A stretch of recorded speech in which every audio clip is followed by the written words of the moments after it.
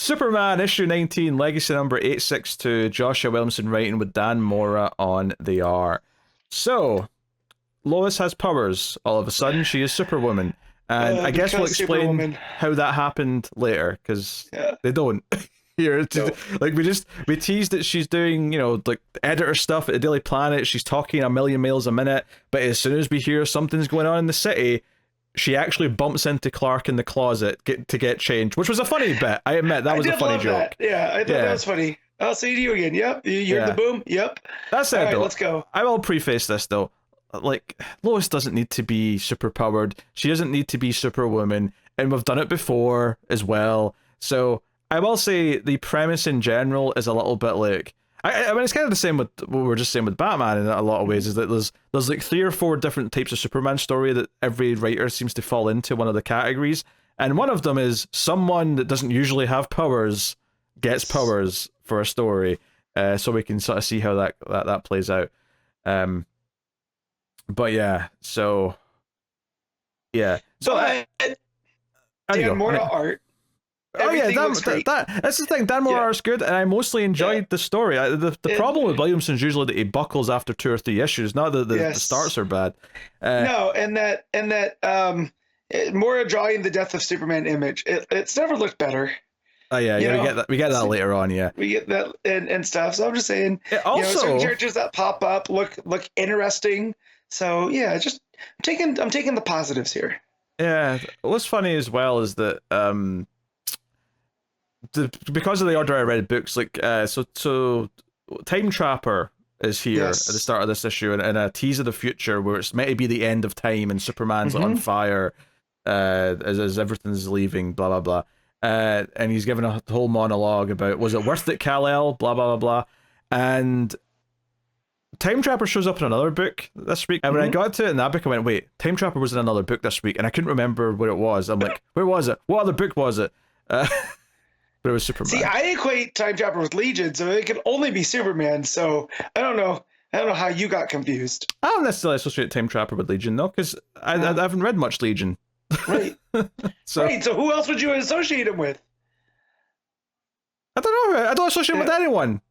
Okay, I'm just saying. So it could have been any of the books from my perspective. It could have been Blue Beetle for all I knew, except I didn't read a Blue Beetle book. Yeah, you don't read Blue Beetle, just like you don't read Legion. But it could have been a Blue Beetle book. If I'd read one. Anyway, that's not the point. So it's teasing, whatever here, right? So anyway, you get Lois turning into Superwoman. It's a whole big reveal. They both do the shirt opening thing, and they fly off. Big 2-page spread of them in their outfits, taking care of Atomic Skull and his atomic babies. Zoo. Atomic Zoo. Yeah. But yeah. I will say that did annoy me a little bit, is that they show up to Atomic Skull, and like I think Superman has a line like, "Hey, I thought you were doing better, Mr. Skull." And he's like, "Yeah, sorry, Superman, but I had to go evil again because of my zoo." And I was like, yeah, this is basically a case of, oh yes, we had that story a couple of years ago where it actually kind of like made him sympathetic and turned him into more of an ally, but the current team don't want to use that, so they're just sort of quickly saying he's a villain again. And the whole backup in action during the last couple was about Atomic Skull and if Clark is too close to him, right? So I do like, again, this is Williamson paying attention to the other super books, where Lois as editor there was just like, yeah, you're too close to these people because you're Superman, so you can't be objective, or you can't be subjective because you're too objective because you care too much. That's kind of one of your weaknesses. And so here, when he goes, man, but I thought we were doing good, I kind of like that. I mean, I guess that's fair, but I didn't read that back up, so of course. I didn't give a shit about that. I was just going, no, I liked Atomic Skull the last time he was around. Yes. Which was probably like 5 years ago now, but still, I vaguely remember liking Atomic Skull. So yeah, basically we see like Mercy and stuff talking about how Lois's powers are developing and that she shouldn't be using her heat vision yet because it's still kind of erratic and or whatever. And yeah, they're interesting. Like, it's clearly something that Supercorp has done to her, that, or at least at the very least they're studying why it's happening, and they're studying why. And yeah, do we think this has to do with absolute power stuff? Or do we think this is completely different? That would be easy solution is it's just Yeah. absolute power. You know, someone's. But whose powers does she get? I don't know. Because if she has them and someone else doesn't. Right. And as far as I know, all the Kryptonians still have all of their Kryptonian powers. Seems to be. Like, everything seems to be set around the same time. I think there's even a reference in here to Kara being off planet, which obviously is going on in the action backup just now. They also reference that in Power Girl later. So it seems like editorial's definitely working overtime. They're on the ball. Keeping that straight. Yeah. But yeah, so she has those powers, and I'm just like, okay, cool. I guess that's a mystery. I don't care that much because I don't feel like this is something that's going to stick. Yeah. Right. So what story can we tell that's going to make this more interesting? And I can't think of any I trust with with Williamson. There is one thing I do like later on that kind of works with her having powers, but I'll get to that in a second.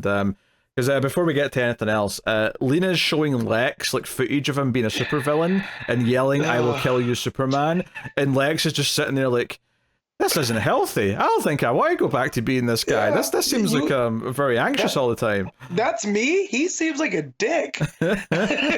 He's like, yeah, that was you. And Lex with the beard's a good look. The bald with the beard, he's rocking it right now. So. Yeah, and there's some light comedy with Lois thinking the atomic like dogs are cute, and Clark's like, hey, if you didn't have superpowers right now, that'd probably be melting your face off. Yeah. And she's just like, we should take him to the fortress.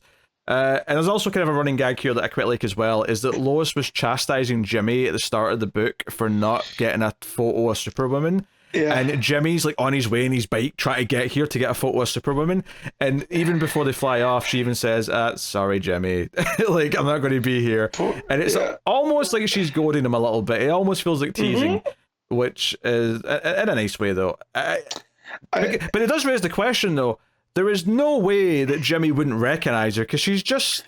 Anybody would recognize her. She is a very famous reporter. Yeah, so she's not like she's disguising her face. And that's also going to blow Clark open as well, because now if you have Clark Kent's wife as Superwoman running around with Superman, right? Like, so, adds some layers to this whole secret identity thing. Yeah, there's just no disguising of the face, so I'm not sure how that's working. They'll talk about that soon.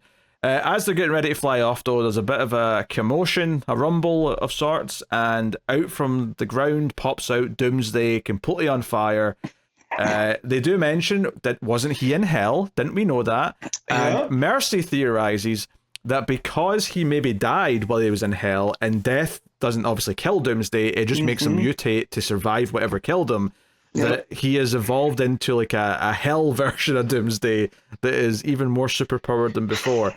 Now, this actually leads me to the thing that I actually kind of liked here about Lois having superpowers. Like, so I'll give Williamson credit for this. There's one beat here that I quite like, which is when Lois looks at Doomsday and she has the flashback of what happened when Superman fought Doomsday before, and then that was the death of Superman, and we get the classic panel of her holding Superman's dead body. Like, her demeanor changes, she gets angry, and she's like, let's do this.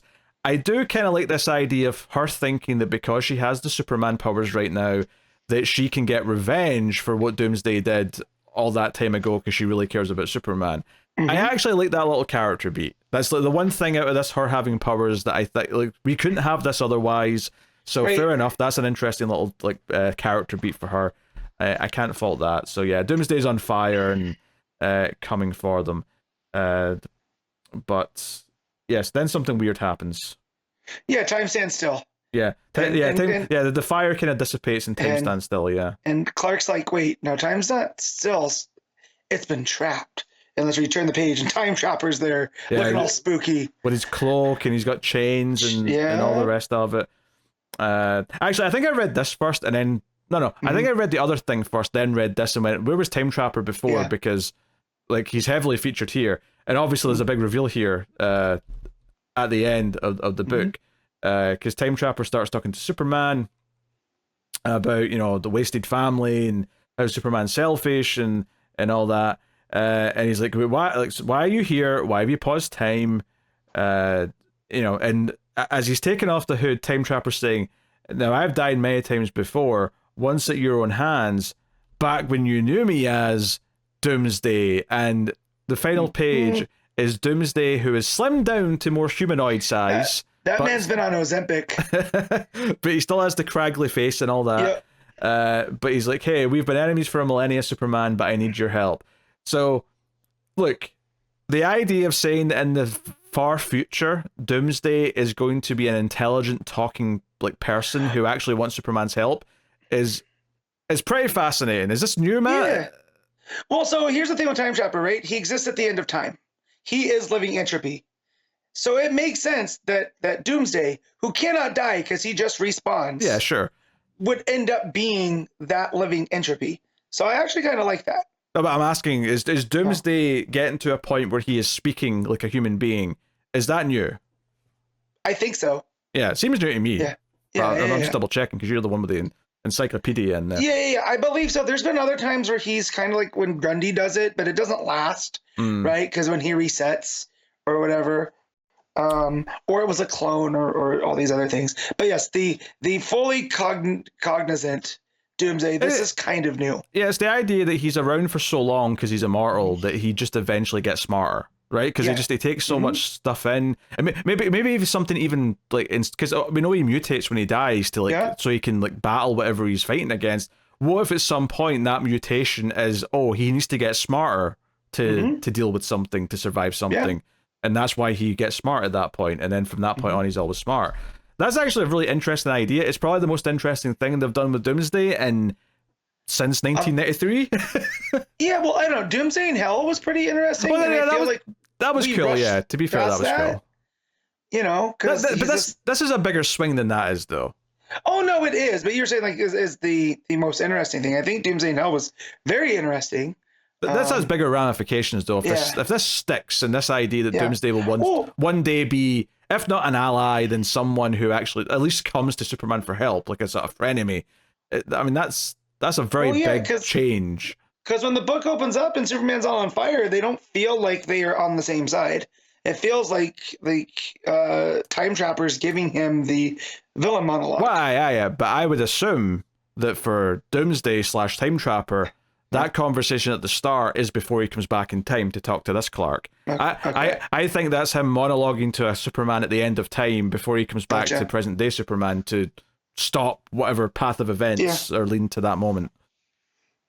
I mean, that makes sense. But I mean, it's interesting. I mean, I'll give Williamson that. It's a ballsy cliffhanger that made me go, "Oh, okay, I'm curious where that's going."